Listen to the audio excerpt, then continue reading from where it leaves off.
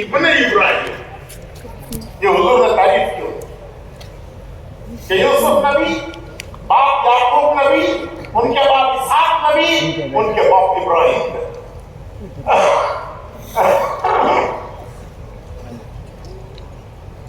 तो उनको आजमाया अल्लाह ने, मिस्र के बाजार में बेचे गए। मिस्र के वजीर ने खरीदा। उस जमाने में जिसका भी वाली वारिस नहीं होता था, उसको गाय बकरी की तरह बेच देते थे। तो कोई वाली वारिस नहीं, उसका बेच दिया। वजीर ने खरीदा।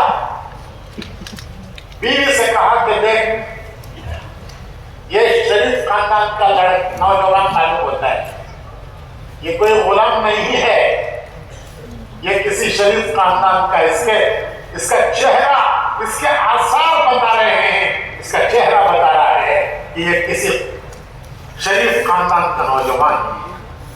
देख, इसके साथ नौकरों का सुलूक न करना, इसको इज्जत के साथ रखना। वजीर ने बीवी को ताकीद की। बीवी आशिक हो गई। बीवी यूसुफ अलैहिस्सलाम की आशिक हो गई।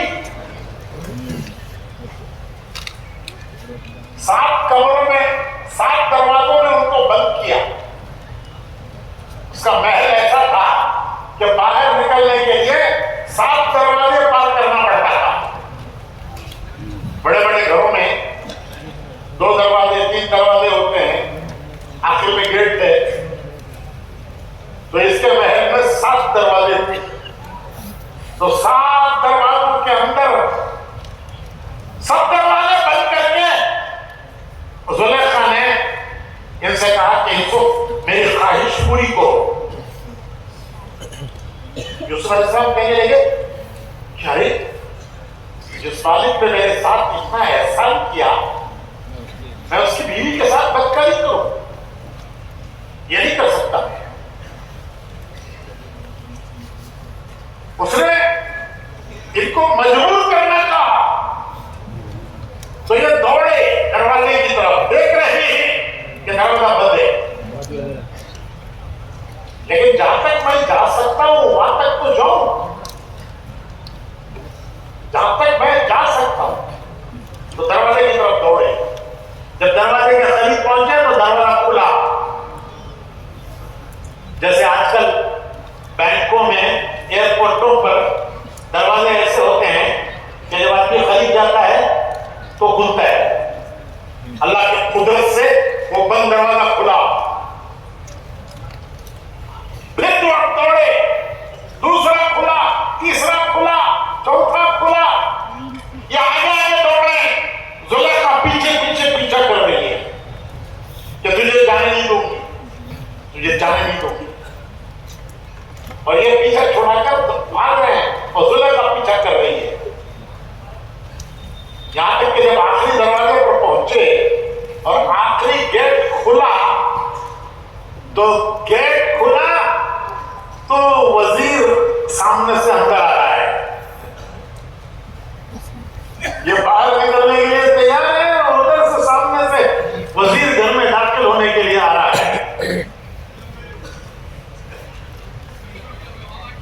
उसने वो मंजर देखकर हैरान हो गया कि यूसुफ आगे आगे भाग रहा है, पीछे पीछे मेरी बीवी दौड़ रही है, उसके पीछा कर रही है। जब बीवी ने देखा क्या मामला खुल जाएगा, तो उसने गिरगुट की तरह रंग बदला। औरत उसके मकर को कोई पकड़ नहीं सकता। मकर रंग बदलती है, रंग बदलती है।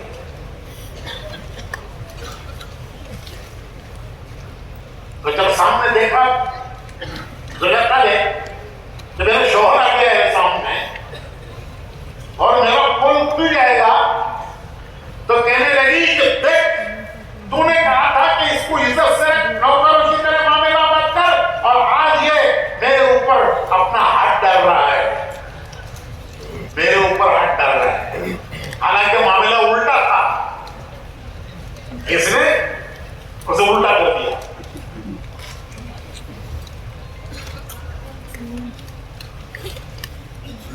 औरतें शैतान का जाल है, जाल। घर में जाकर बोलो ना को हजरत ऐसा बोले।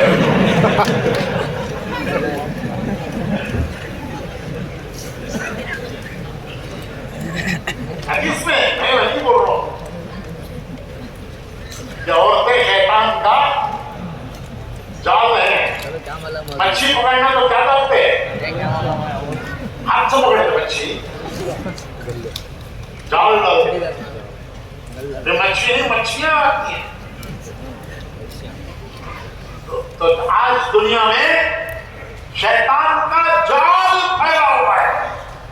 शैतान ने दुनिया में आज अपना जाल फैलाया है, और ऐसा जाल फैलाया है कि अच्छे अच्छे उस जाल में फंस रहे हैं, फंस रहे हैं उस जाल में। तो शौहर को देखते ही जुलेखा कहने लगी कि देख, तू कह रहा था कि इसको नौकर की तरह बता, इज्जत के साथ मामला कर इसके, और देख इसने आज मेरे ऊपर हाथ डालने की कोशिश। वहां अल्लाह की कुदरत से एक कोई बुजुर्ग आया, उसने पूछा क्या मामला है? तो वजीर ने कहा यह मामला है। जुलेखा कहती है इन्होंने हाथ डालने की कोशिश की, और ये कहते हैं कि उसने मेरे ऊपर हाथ डालने की कोशिश। तो उसने ये कहा कि देखो, अगर कुर्ता सामने से फटा है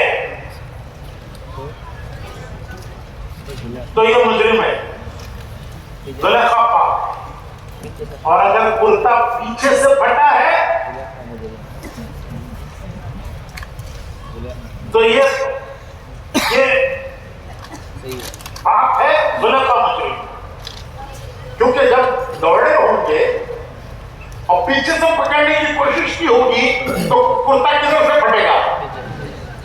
नहीं, दौड़ते हुए को पकड़ने की कोशिश की पीछे से तो कुर्ता किधर फटेगा? अगर पीछे से फटा है तो जुलेखा ने पकड़ने की कोशिश की है, और ये इन्होंने दौड़ने की कोशिश की। और अगर इन्होंने जुलेखा की तरफ रुख किया है और जुलेखा ने बचना चाहा है तो कुर्ता कहां फटेगा? अरे समझ में नहीं आ रहा है। सामने से फटा होगा, सामने फटेगा। तो देखा तो कुर्ता पीछे से फटा,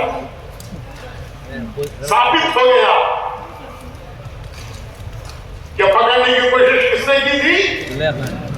जुलेखा ने। पीछा किया, पीछा, तो पीछे से कुर्ता फटा।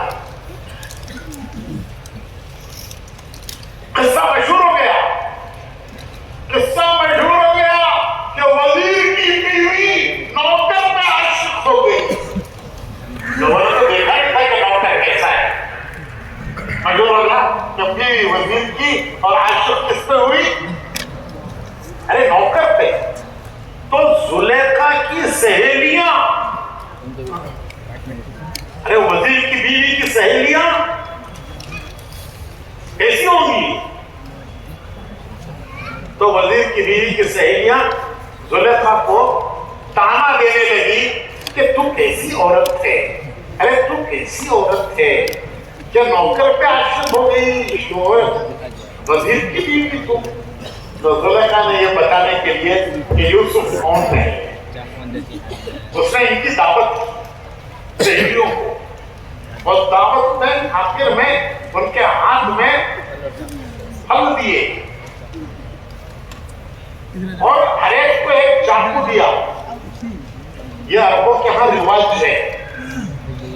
अरबों का रिवाज है कि जब फल काटने के लिए बैठते हैं तो हर एक को एक चाकू देते हैं कि जिसको जो फल चाहे वो ले, और उसके बाद चाकू है हर एक के, और वो काट के खाए। हमारे यहाँ सबके वास्ते एक चाकू, वो भी जंग में काली होकर रखी है। सेब काटे तो सेब भी काला हो जाता है, तो जंग में काली चाकू। धर्मों क्या ये नहीं, हर एक को एक चाकू दे। तो उन्होंने, औरतों ने फल उठाए और काटने के लिए चाकू उठाई,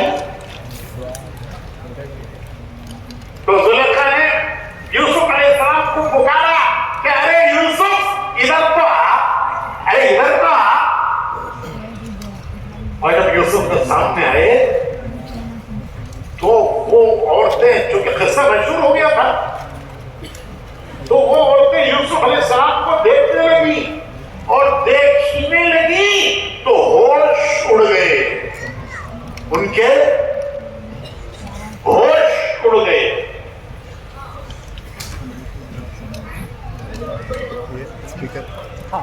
तो इसने औरत कहा जुलेखा ने कि अरे खाओ, फल खाओ, अरे फल खाओ। और वो देख रहे हैं हाथ में फल है, किसे देख रहे हैं? किसे देख रही है? अब तुम्हें जब कहां देख रही और करती है, तुम्हें तुम्हारा काम सुनो, हटा दो भाई उसे, हटा दो, वहां का बचपन देख के ये क्यों लगा रखा है इसको, ये उठाओ ना यहां से। अब भाई वाले को कौन सी चीज सेट करे, ये बचपन देखना नहीं। तो वो फल लेके, चाकू लेके बैठी हैं, फल काटते हैं। और इस जुलेखा ने कहा अरे यूसुफ इधर तो आओ। अब जो सामने से यूसुफ गुजरे तो बिजली गिरी, बिजली बिजली गिरी। वो औरतें भूल गई, फल घूरने लगी, घूरने, किसे घूरने लगी? किसे घूरने लगी? यूसुफ अलैहिस्सलाम को घूरने लगी। इसलिए जुलेखा ने कहा कि अरे फल तो खाओ। अच्छा, अपनी शर्मिंदगी भी छुपाना है कि तू ही नहीं, हम भी आशिक हैं। जुलेखा तू ही नहीं, हम भी इसके आशिक हैं। तो फल काटा और बेहोशी के आलम में चाकू फल से गुजरकर उंगलियों पे उतर गई, तो खून बहने लगा उंगलियों से। तो जुलेखा ने कहा देखो, मुझे ताना देती कि तुम्हारा क्या हाल हुआ है। अरे इसकी बिजली जो तुम पर गिरी है तो तुमने अपनी उंगलियां काट ली हैं, मुझे ताना देती हो। तो कहने लगी ये इंसान नहीं है, ये तो कोई फरिश्ता है, ये तो कोई फरिश्ता है।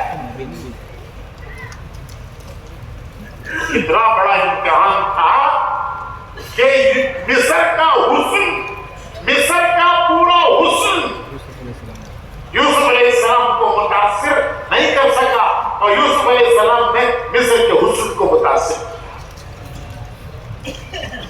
ये कोई मामूली इम्तिहान नहीं, बहुत बड़ा इम्तिहान है। हुजूर फरमाते